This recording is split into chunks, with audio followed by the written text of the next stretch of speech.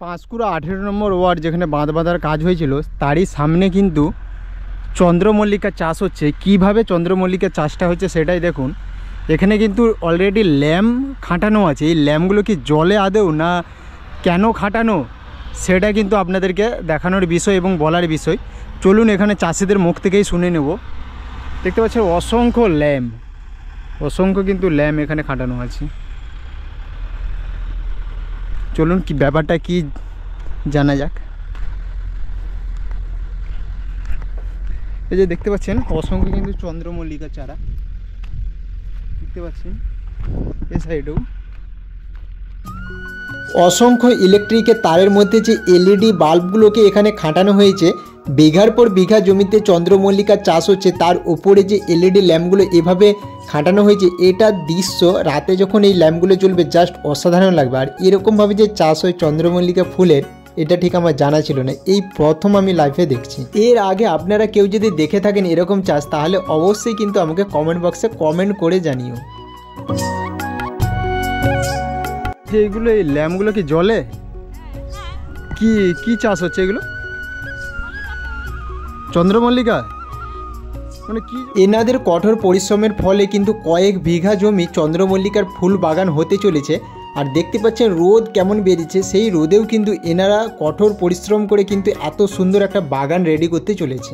গাছ লাগানো 8 দিন পর থেকে কিভাবে ল্যাম্প খাটিয়ে কিন্তু এখানে চন্দ্রমল্লিকা চাষ হচ্ছে দেখুন। পাঁশকুড়া 18 নম্বর ওয়ার্ড যেখানে বাঁধ বাঁধার কাজ এবং দোতলা বাড়িটা পড়ে গিয়েছিল, তারই ঠিক সাইডে দেখতে পাচ্ছেন অসংখ্য চন্দ্রমল্লিকার চারা এখানে কিন্তু লাগানো হয়েছে এবং তার সাথে সাথে ল্যাম্পগুলো জ্বালানো হয়েছে, ল্যাম্পগুলো খাটানো হয়েছে, যেগুলো কিন্তু রাত্রি হয়ে গেলে আবার জ্বালিয়ে দেওয়া হবে। কারণ এগুলোকে কিন্তু যতটুকু দেখে বোঝা যাচ্ছে সূর্যের আলো এবং মানে আলোতে রাখতে হবে মোটামুটি।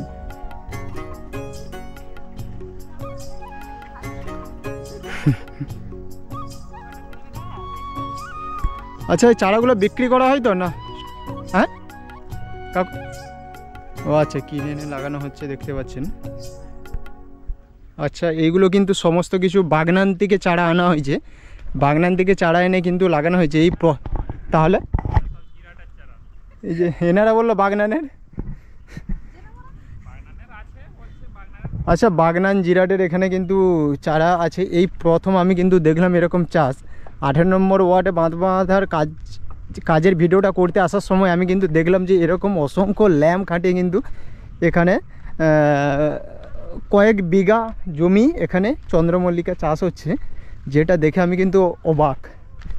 এরকম অসংখ্য ল্যাম্প দেখতে পাচ্ছেন, এটা মানে এই প্রথম আমি দেখলাম এরকম যে চন্দ্রমল্লিকা চাষ যে এরকম হয়। দেখতে পাচ্ছেন কয়েক বিঘা জমি জুড়ে কিভাবে চাষ হচ্ছে দেখুন।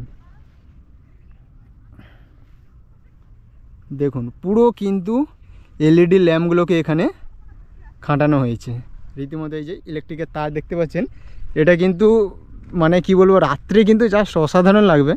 আর এটা কোনো মিথ্যে নয়, এটা কিন্তু একবারে কিন্তু অরিজিনাল ল্যাম্প এবং অরিজিনাল তার জলে দেখতেই পাচ্ছেন। আপনারা কম বেশি সকলেই জানেন তো যে পশ্চিমবঙ্গের সবথেকে বড় ফুলের উপত্যকা কিন্তু ক্ষীরাই। আর সেই ক্ষীরাইয়ের ফুলের উপত্যকার ভিডিও কিন্তু অলরেডি আমি করেছি, যে কিভাবে কি রেডি হচ্ছে সেটার ভিডিও করেছি, চাইলে আপনারা দেখতে পারেন, ডেসক্রিপশন বক্সে লিঙ্ক দিয়ে দিলাম।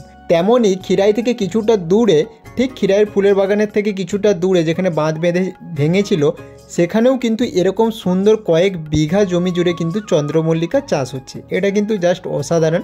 আর এই শীতকালে কিন্তু একটা জাস্ট ঘোরার প্লেস হতে চলেছে ক্ষীরাই। ঠিক ক্ষীরাই থেকে কিছুটা দূরেও চন্দ্রমল্লিকার এই বাগানটাও জাস্ট অসাধারণ হতে চলেছে। যখন ফুল ফুটবে এবং গাছগুলো বড় হবে তখন ভাবুন যে কত সুন্দর লাগবে। সেই দৃশ্য দেখার জন্য অবশ্যই কিন্তু চ্যানেলটা সাবস্ক্রাইব করে রাখতে হবে। আর সাবস্ক্রাইব করে রাখলেই কিন্তু এই ভিডিওটা তোমরা দেখতে পেয়ে যাবে। অর্থাৎ যখন ফুল ফুটবে তখন কিন্তু আমি যাব ভিডিও করতে এবং আপনাদের দিকে দেখিয়ে দেবো। আর সাবস্ক্রাইব করে পাশের বেল আইকনটা অল করে দেবেন, যাতে আমি ভিডিও ছাড়ার সাথে সাথে আপনার কাছে ফার্স্ট নোটিফিকেশন চলে যায়।